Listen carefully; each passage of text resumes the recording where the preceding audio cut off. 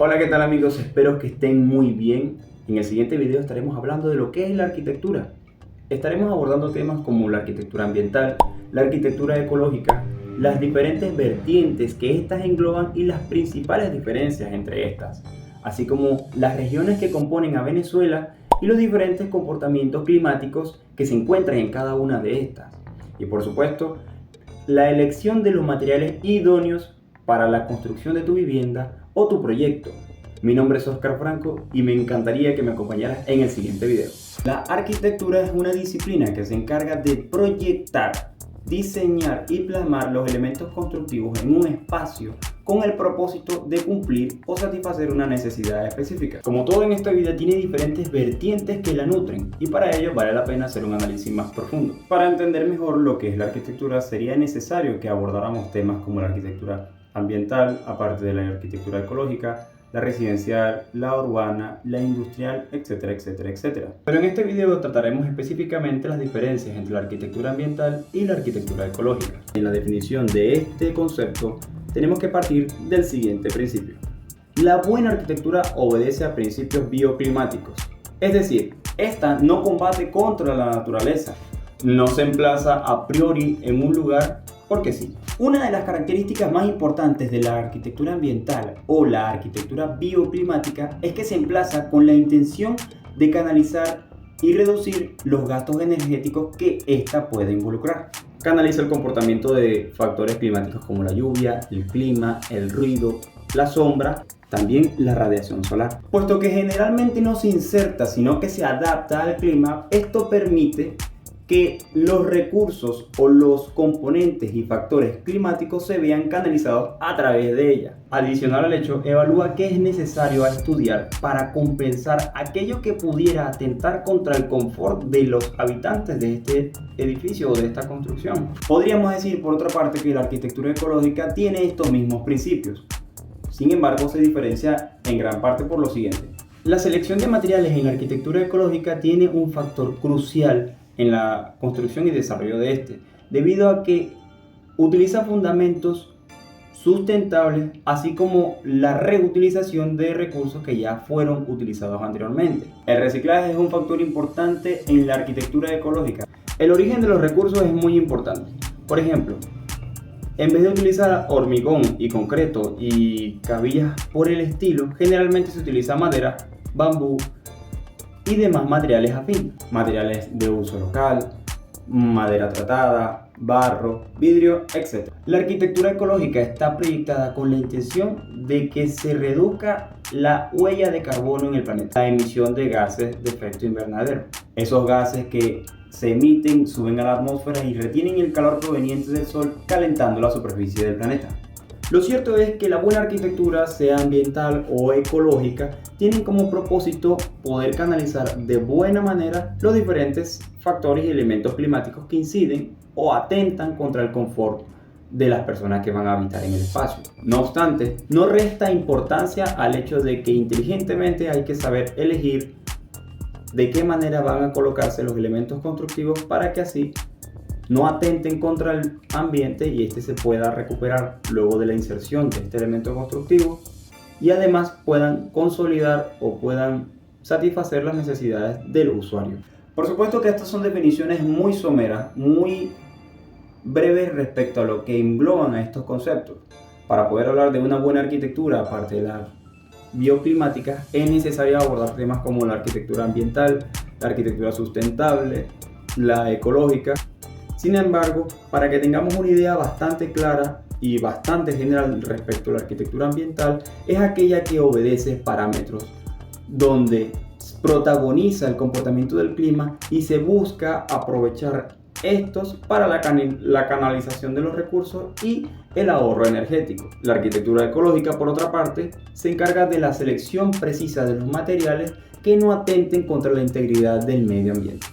Venezuela. Venezuela es un país ubicado al norte de América del Sur. Su relieve, posición geográfica, latitud y longitud le permite poseer diferentes tipos de clima. Venezuela es un país rico en recursos naturales, así como de bellezas de flora y fauna. Estas 9 grandes regiones que las componen se pueden definir de la siguiente manera.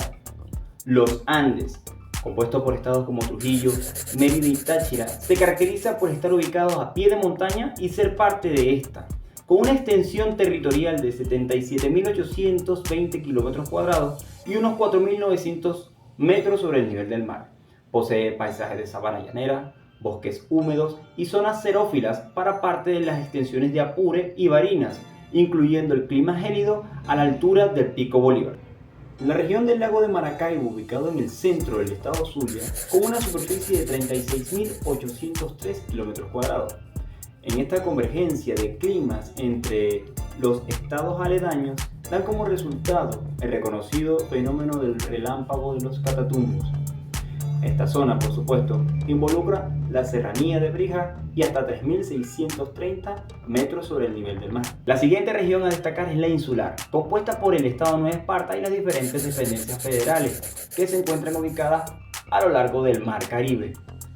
Estas tienen una superficie general entre todas de aproximadamente 1.400 kilómetros cuadrados. Se caracterizan por tener un clima cálido, semiárido, casi desértico, donde las temperaturas anuales son de aproximadamente 28 a 27 grados centígrados. Por otra parte, en la región de la cordillera de la costa, estaríamos hablando del litoral del país y la serranía del litoral, cumbres de hasta 2.000 metros de altitud, y es el lugar del paisaje o de parques nacionales como el Henri Pittier.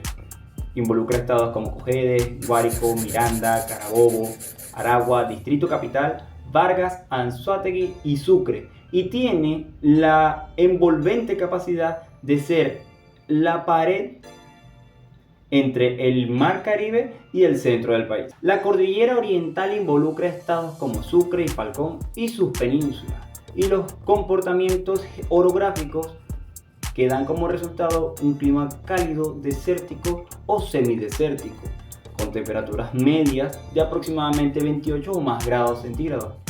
Región del Taica, con 43.646 kilómetros cuadrados para la zona de Delta Macuro, Bajos de Monaga y el macizo guyanés, parte incluso del Océano Atlántico, está comprendida por una inmensa cantidad de cuerpos de agua que elevan su nivel provocando inundaciones a lo largo del año. Se caracteriza por tener un clima tropical. Sin embargo, estos altos niveles de humedad hacen que sea necesario tomar precauciones respecto a la construcción en este estado. Cuando hablamos de los llanos o la región de los llanos, estamos conversando del centro de Venezuela, Guárico, Apure, Barinas y más de 140.000 kilómetros cuadrados que limitan con Colombia. Los llanos bajos generalmente se inundan en épocas de invierno, mientras que los altos son ricos en suelos que permiten una buena cosecha. Este tipo de geografía o topografía nos permite cierta libertad en elección de materiales. Sin embargo, es necesario considerar que en las zonas con mayor humedad es apremiante conseguir ciertos productos que nos ayuden a impermeabilizar esta actividad acuífera. En la región del sur del Orinoco hablamos de la sabana norte y selva amazónica.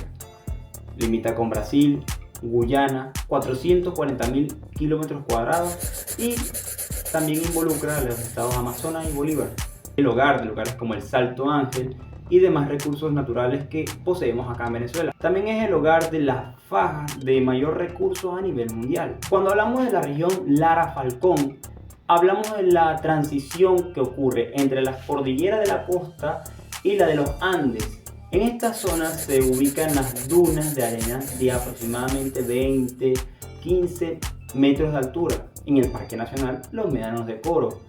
Esto involucra estados como Falcón, Lara, Yaracuy, Trujillo y más de 50.000 kilómetros cuadrados. Es importante reconocer que para cada tipo de clima es necesario un criterio específico para la elección de los materiales.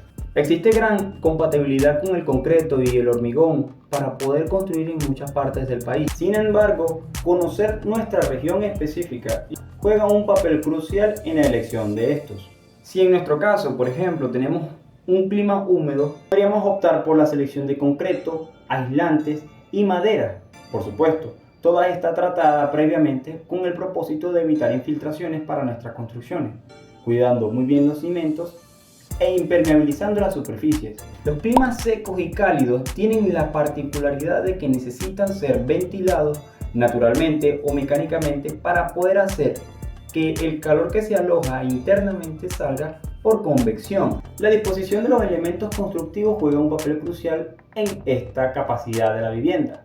Cuando hablamos de que nuestra vivienda nos protege de las incidencias, estamos conversando de la diferencia térmica que ocurre entre el exterior y el interior.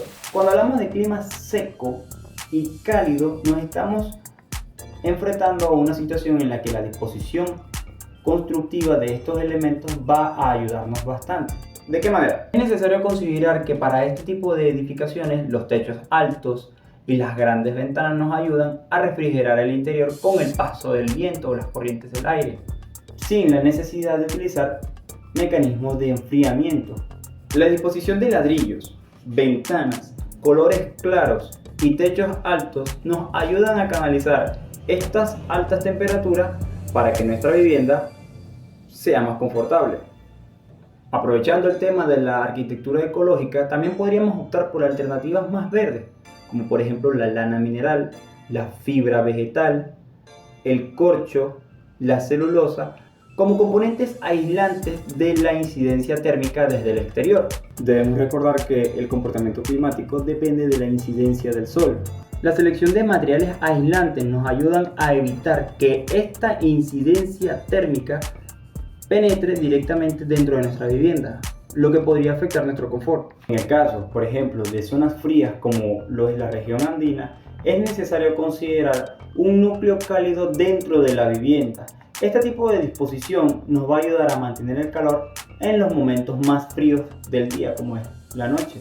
Generalmente la elección de los materiales va a depender de la disponibilidad del mercado, la sustentabilidad, los precios, los costos y por supuesto la opinión experta del ingeniero o el arquitecto encargado en ese momento, así como de la constructora y demás factores que van a involucrarse en el proceso constructivo. No obstante, la opinión de un experto es determinante al momento de la compra de los materiales. Decir que deben ser de calidad y que no estén caducos está de más.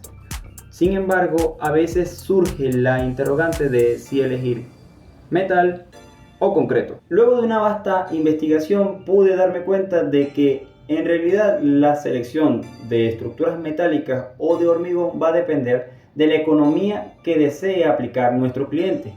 El levantamiento de estructuras metálicas tubulares tiene un costo muy por encima de las columnas hechas con concreto y cabilla. Déjeme explicar. Es probable que el levantamiento con tubulares sea mucho más rápido que con concreto, porque el concreto involucra fraguado, secado, encofrado, carpintería y demás. Sin embargo, para temas de durabilidad, podríamos decir que el hormigón es mucho más durable, encofrado, que la misma tubular. Quiere decir que aunque te ahorres algo de tiempo con estructura metálica, puede ser que te lo ahorres en dinero a largo plazo con la estructura en hormigón. No obstante, la elección de los materiales queda libre albedrío del cliente, así como de la disponibilidad que haya en ese momento. Sin embargo, parte de las características más importantes que hay que considerar del clima es la humedad, movimientos sísmicos, incidencia del sol, ruido, contaminación sónica y demás factores importantes. Para concluir, quisiera hablarles del último punto a considerar. Un factor muy importante es la estandarización de los procedimientos para poder plasmar estos elementos constructivos. Esta estandarización incluye procedimientos como las reglas ISO, la 9001, 14001 y 45001. Cada una de estas estandarizaciones tiene sus reglas específicas que garantizan la calidad, la seguridad laboral y la protección ambiental. Desde el año 1958, el decreto 501 da como inicio la aplicación de la normativa Covenin, quien, conjunto con Sencamer en un futuro, serán los encargados de velar por el cumplimiento de estas normativas que indican los procedimientos exactos en los cuales se tienen que ejecutar todos los pasos para el fin de esta actividad constructiva. Por supuesto, algunas de estas normativas tienen carácter obligatorio y otras son más bien como intención de dar a entender cuáles son las necesidades básicas a cumplir por cada una de estas actividades que se vayan a realizar. Para culminar con este video, me gustaría hablarles de que es necesario siempre consultar con profesionales a la hora de tomar una decisión. Bien sea si tu terreno sea húmedo, cálido, seco, en las montañas. Siempre vas a necesitar la asesoría de un profesional. Estos arquitectos, ingenieros capacitados, calificados, son el personal idóneo para la culminación de tu proyecto. Muchísimas gracias. Mi nombre es Oscar Franco.